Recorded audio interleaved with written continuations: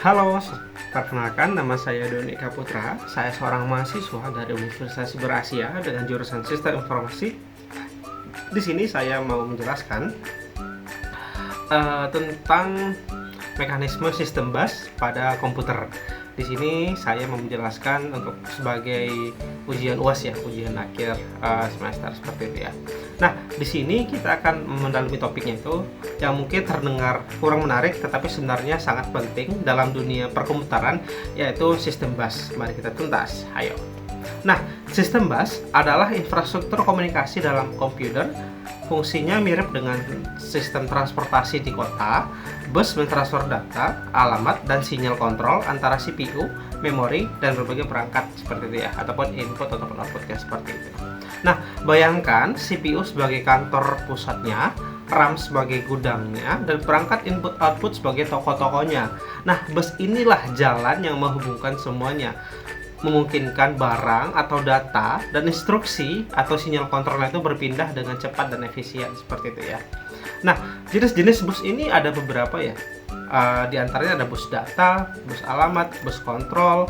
Nah, untuk bus data sendiri itu berfungsi untuk mentransfer data aktual antara komponen. Contohnya itu adalah mengirimkan hasil perhitungan dari CPU ke RAM. Seperti itu ya. Untuk lebar bus sendiri itu untuk lebar umumnya ada di 32 byte atau 64 byte pada sebuah komputer modern. Nah, lalu adalah bus alamat. Nah, fungsinya itulah untuk menentukan lokasi, sumber ataupun tujuan datanya. Contohnya itu adalah untuk menunjukkan alamat memori spesifik untuk menyimpan atau mengambil data. Lebarnya itu umumnya itu adalah di 32 bit. Nah, yang dapat mengakses 4 GB RAM, 64 bit jauh lebih banyak seperti itu ya. Nah, selanjutnya ada bus kontrol. Ini yang berfungsi untuk mengkoordinasi aktivitas dan mengatur aliran datanya.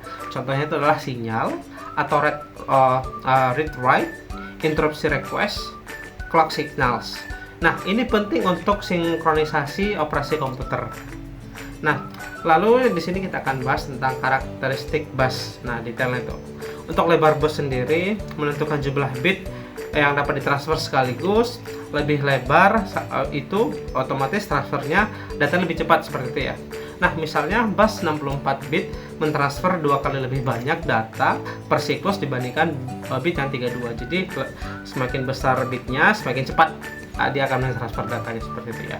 Nah, untuk kecepatan sendiri bus ini diukur dalam satuan MHz atau GHz seperti itu ya. Nah, untuk menentukan berapa banyak transfer yang dapat dilakukan per detik. Nah, contohnya itu adalah bus 40 MHz dan dapat melakukan 400 juta transfer per detik. Berarti itu sangat cepat ya, teman-teman. Lalu ada namanya protokol bus. Nah, protokol bus ini adalah aturan komunikasi yang mengatur bagaimana data dikirim dan diterima, mencakup metode arbitrasi atau siapa yang menggunakan bus, penggunaan error, dan format data. Contohnya itu adalah protokol PCI menggunakan komunikasi serial point to point. Nah, evolusi sistem bus. Nah, di sini bus ini berkembang juga ya, seperti komputer yang juga berkembang. Nah, pertama ada namanya PIC atau Peripheral Component Interconnect. Ini diperkenalkan oleh Intel pada tahun 1992. Lalu untuk kecepatannya sendiri itu di 133 MB untuk 32 bit atau di 266 MB untuk 64 bitnya. Nah, ini untuk pendukung ini adalah plug and play. Nah, yang kedua ya selanjutnya adalah AGP atau Accelerated Graphic Port. Nah, ini dikembangkan khusus untuk kartu grafis. Untuk kecepatan sendiri bisa mentransfer hingga 2,1 GB. Nah, untuk mengurangi beban pada bus PCI itu grafis. Nah, selanjutnya ada PCI Express. Nah, ini diperkenalkan pada tahun 2004 menggunakan koneksi serial point to point. Nah, ini dapat mencapai kecepatan itu di 64 GB per arah untuk X16 slot. Ini digunakan untuk berbagai perangkat termasuk SSD, NVMe. Nah, pentingnya sistem bus elaborasi, komunikasi antar komponen. Nah, memungkinkan CPU berkomunikasi dengan RAM, storage, dan perangkat input ataupun outputnya. Tanpa bus, komponen komputer akan terorganisasi dan tidak berfungsi sebagai satu sistem. Nah, kecepatan transfer data itu sangat cepat ya. Bus yang lebih cepat berarti loading program tersebut cepat. render grafis lebih cepat, responsif lebih baik responsivitasnya. Contohnya itu adalah pekerjaan kinerja antara HDD menggunakan SATA dan SSD menggunakan PCI. Nah, untuk performa keseluruhan itu, bus dapat menjadi polytechnic jika tidak seimbang dengan komponen lain.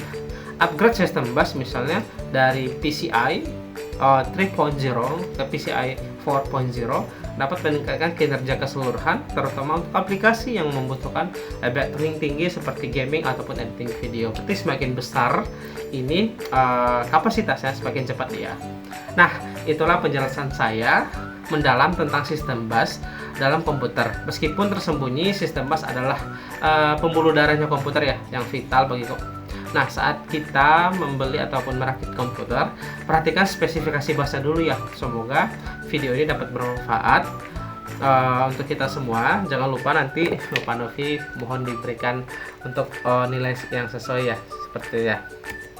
Ya, nanti di sini di akhir video, di akhir vlog saya ini saya akan memberikan sebuah video animasi untuk pengertian bus lebih lanjutnya ya, seperti itu ya. Nah, untuk referensi sendiri ini saya ngambilnya dari beberapa artikel yang saya temukan, dan diantaranya ada di Statling yang Statlinks Washington, penerbit 2016 tentang organisasi komputer arsitektur. Lalu ada di Muller penerbit 2015 Upgrading and Repairing PC for Publishing. Mungkin cukup sekian. Terima kasih atas waktunya. Selamat sore dan selamat beraktivitas kembali.